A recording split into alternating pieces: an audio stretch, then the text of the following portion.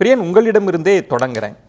சண்முகம் அவர்கள் எங்கள் தயவில் தான் ஆட்சி நடக்குது அப்படின்னு திரும்பவும் கோடிட்டு காண்பித்து பேசுகிறாரு. நாங்கள் வேண்டுமா அதிகாரிகள் வேண்டுமா அப்படின்னு பேசுகிறார். இன்னொரு புறம் மாணிக்கம் தாகூர் ரொம்ப கடுமையாக சொல்கிறார், நாங்கள் தான் முதல்ல கொடுத்தோம், அப்படி இல்லைன்னா அமித்ஷா கதையை முடிச்சிருப்பார். என்னதான் தாவேகா கூட்டணியில் போயிட்டுருக்கு?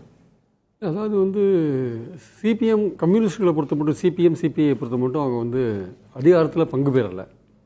அதே மாதிரி அந்த கூட்டணியே அவங்க இல்லை.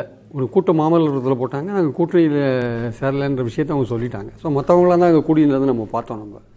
ஸோ ஒரு விஷயத்தில் அவங்க தெளிவாக இருக்காங்க. அதிகாரத்துக்கு வெளியில் இருக்கிறது மூலமாக பல விஷயங்களை விமர்சனம் பண்ணக்கூடிய ஒரு அளவில் தான் அவங்க இருக்காங்க. குதிரை பேரத்தெல்லாம் கூட பண்ணக்கூடாதுன்ற விஷயங்கள்லாம் அவங்க சொன்னாங்க. பல விஷயங்களை அவங்க கருத்துக்களை தைரியமாக வெளிப்படுத்திட்டு இருக்காங்க. இது தவேகாவுக்கு ஒரு சங்கடமாக கூட இருக்கலாம், சில சமயங்களில் சொல்ல முடியாது. ஆனால் அது இப்போ நடக்கிற இந்த விஷயங்கள் இருக்குல்ல, இதில் கம்யூனிஸ்டுகள் ஒரு சரியான ஸ்டாண்ட் எடுத்திருக்காங்களான்னா அது கொஞ்சம் யோசிக்கக்கூடிய ஒரு விஷயமா நான் பார்க்குறேன். டெல்லியில் ஜென்சி போராட்டம் நடந்த பிறகு மாநிலங்கள் கொஞ்சம் சட்டம் ஒழுங்கு பிரச்சனையை ஜென்சி இளைஞர்களோட எப்படி கையாளணுன்ற ஒரு விஷயங்கள், போராட்டங்கள் எப்படி கையாளணும்னு வரும்பொழுது தமிழ்நாடு அரசு, பல்வேறு மாநில அரசுகளும் இந்த மாதிரி நடவடிக்கை எடுத்துக்கலாம். மாநில அரசு ஒரு சர்க்குலர் இஷ்யூ பண்ணுறாங்க. அது செக்ரட்டரியேட்லேருந்து ஒரு லெட்டர் வருது. அந்த லெட்டரை பேஸ் பண்ணி டைரக்டர் ஆஃப் காலேஜ், கல்லூரி இயக்குனர் ஒரு எல்லா கல்லூரிக்கும் இஷ்யூ பண்ணுறாரு. அப்போ செக்ரட்டரியேட்லேயே அந்த லெட்டர் வருது. அதான் முக்கியமான விஷயம். சீஃப் செக்ரட்டரி ஒரு மீட்டிங்கை போடுறாருன்னு சொல்கிறாங்க. அதில் ஒரு பொதுவான ஒரு சர்க்குலர் இருந்தால் பரவாயில்ல, எஸ்எஃப்ஐன்னு ஒரு ஆர்கனைசேஷனை குறிப்பிடுறாரு. அது சிபிஎம்மோட ஸ்டூடெண்ட்ஸ் விங். அதை குறிப்பிட்டு அது மற்றும் இடதுசாரி இயக்க மாணவர் இயக்கங்களோட நடத்துகிற போராட்டங்களில் மற்ற மாணவர்கள் எல்லாம் இணையறதை அதை வாட்ச் பண்ணணும்.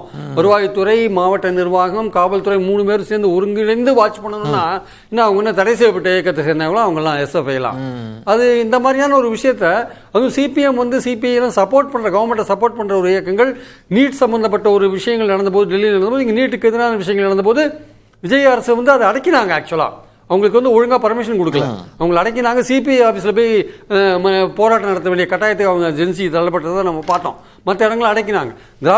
திராவிடர் கழகம் நீட்டுக்கு எதிராக ஒரு விஷயங்கள் இருவண்டி சக்கர பிரச்சாரம் நடத்த முயன்ற போது பெரியார் திடலுக்குள்ளேயே தடுத்து நிறுத்தியது தான் விஜய் அரசு ஆக்சுவலாக. ஆனால் கொள்கை அளவில் நீட்டுக்கு எதிராக இருக்கும் பேசுகிறாங்க, தீர்மானம்லாம் போடுறாங்க.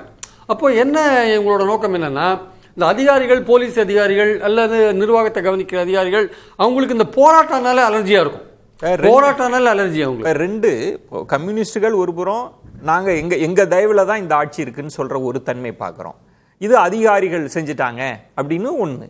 இன்னொன்று நீங்க பாக்குறீங்க, இப்போ மூத்த அமைச்சர், மூத்த அரசியல்வாதியா இருக்க திரு செங்கோட்டையன் முதற்கொண்டு விஜய் பிரதமர் அப்படின்னு சொல்றது இருக்குல்ல, ராகுல் இருக்கார், கூட்டணியில் இருக்கிறாங்க, எல்லாரும் இப்போ தொடர்ந்து வரிசை கட்டி சொல்ற தன்மை இருக்குல்ல, இதெல்லாம் ஏன் நடக்குது அப்ப? இல்லை, அதாவது முதல்ல சிபிஎம் அதிகாரிகளை பற்றி சொல்றதே சரியில்லை. முதல்ல ஆக்சுவலாக நீங்கள் கொந்தளிக்கிறதுல ஒரு நியாயம் இருக்கு, அதில் எந்த விதமான சந்தேகமும் இல்லை. அந்த குஜிலியம்பாறை தாசில்தார் கம்யூனிஸ்டுகளை கணக்கெடுக்க சொன்னார். அதெல்லாம் ஒரு கொந்தளிக்கிற சமாச்சாரம் தான். அதில் இல்லை, அது சர்க்குலரும் சரி, அந்த தாசில்தார் நடந்து கொண்ட விதமும் சரி. ஆனால் இதுக்கெல்லாம் பின்னாடி சீஃப் செக்ரட்டரி இருக்கார், அவரை எடுத்து மறியல் பண்ணுறது தான் வேடிக்கையாக இருக்குது எனக்கு. ஆக்சுவலாக ஒரு கவர்மெண்ட்டோட செயல்பாடுகளில் இப்படி ஒரு சர்க்குலர் சீஃப் செக்ரட்டரி இஷ்யூ பண்ண எஸ்எஃப்ஐ பேரை குறிப்பிடுறாங்க அப்படின்னா அது நிச்சயமா அதிகாரத்தில் இருக்கிற அரசியல்வாதியான விஜய் அவர்களுக்கோ உயர்கல்வித்துறை அமைச்சருக்கோ தெரியாமல் இருக்கிறதுக்கான வாய்ப்பே கிடையாது சார்.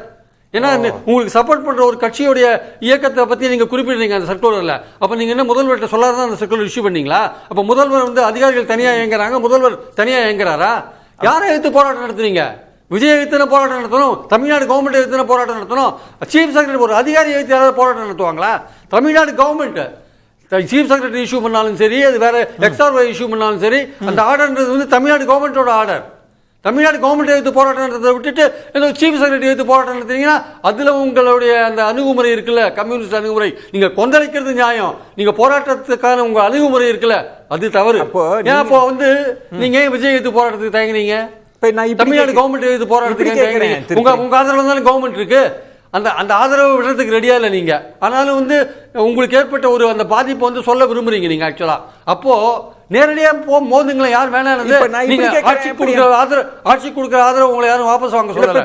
தமிழ்நாடு கவர்மெண்ட் காரணம் சொல்றதுக்கான தைரியம் உங்களுக்கு ஏன் இல்ல? நான் இப்படி கேட்கிறேன். அப்போ முதல்வருக்கு தெரியாமலோ அமைச்சர்களுக்கு தெரியாமலோ தெரியாது. ஏன்னா இது பெரும்பான்மை அரசு இல்ல, கூட்டணி தயவோட தான் இருக்கிற அரசுன்னா எல்லாமே தெரிஞ்சுதான் நடக்கும்னா 2 விஷயங்கள் கூட்டணிக்குள்ள நடக்குது. விஜய பிரதமர்னு முன்னிறுத்துகிற தாவேக அமைச்சர்கள் போக்கையும் பார்க்குறோம். நீங்க சொன்ன மாதிரி இந்த சர்க்குலர் தெரியாமலாம் நடந்திருக்காதுன்னா அப்ப என்ன ஓடுது, கூட்டணிக்குள்ள என்ன ஓடுது? அப்போ இல்ல கூட்டணிக்குள்ள இது வந்து இதெல்லாம் தெரிஞ்சுதானே எல்லாம் நடக்குது. அதாவது சிபிஎம்முக்கோ சிபிஐக்கோ இந்த ஆட்சிக்கு கொடுக்குற ஆதரவை வாபஸ் வாங்கணுன்ற எண்ணம் தற்சமயத்துக்கு இல்லை சார். அவங்க ஆனால் சில விஷயங்கள் அவங்களுக்கு ஒரு பாதிப்பு ஏற்படும் போது போராடுறாங்க, அது கரெக்ட். அவங்க வந்து இப்போ வந்து இந்த சம்பவத்துக்கு அப்புறம் வந்து எங்களுடைய ஆதரவு நாங்கள் வேணுமா அதிகாரிகள் வேணுமான்னு கேட்குறாங்க. அது கேட்கறதே தப்பு. முதல்ல இந்த அரசாங்கம் பண்ணது தப்புன்னு சொல்லணும், அதான் பாயிண்ட். அங்கே அதை விட்டுட்டாங்க, மிஸ் பண்ணிட்டாங்க.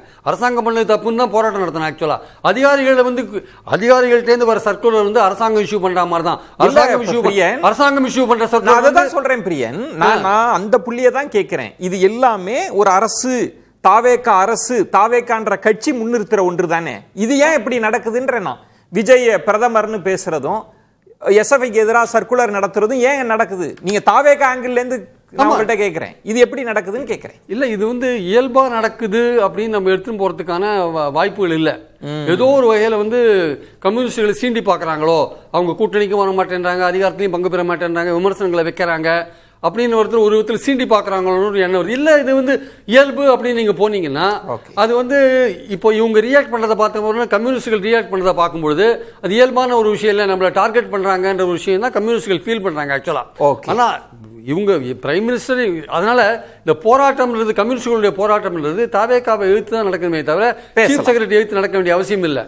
பிரைம் மினிஸ்டர் பேசுறது மாணிக் தாக்கூர் விஷயத்துக்கு நீங்க வரீங்க ஆக்சுவலா வந்து அது ஏன் தாவேகா அமைச்சர்கள் பேசுறாங்கன்னு கேட்கிறேன். அவங்க பேசுறாங்கன்னா விஜய் வந்து ப்ரொமோட் பண்ணணும்னு பேசுறாங்க. அதனால தான் இந்தியா கூட்டணியில வந்து இவர் இணையலைன்னா எம்பிக்கள் இல்லை இணையலைன்னு ஒரு விஷயத்தை சொல்றாங்க. எம்பி இல்லைன்னா இணையக்கூடாதுன்னு சட்டம் போட்டிருக்காங்களா இந்தியா கூட்டணியில? அந்த மாதிரி எல்லாம் ரூல்ஸ் அண்ட் ரெகுலேஷன்ஸ் எதுவும் இருக்கிற மாதிரி எனக்கு தெரியல. ஆனால் அந்த 3 நாட்கள் 6, 7, 8 மே 6, 7, 8 நடந்த விஷயங்கள் இருக்குல்ல, அந்த விஷயங்களை தொடர்ந்து வர விஷயங்கள் தான் இது ஆக்சுவலா. இதை பத்தி பேசணும்னா எனக்கு நீங்க இன்னும் 3-4 நிமிஷம் கொடுக்கணும். நான் திரும்பவும் உங்கள்கிட்ட வரேன்.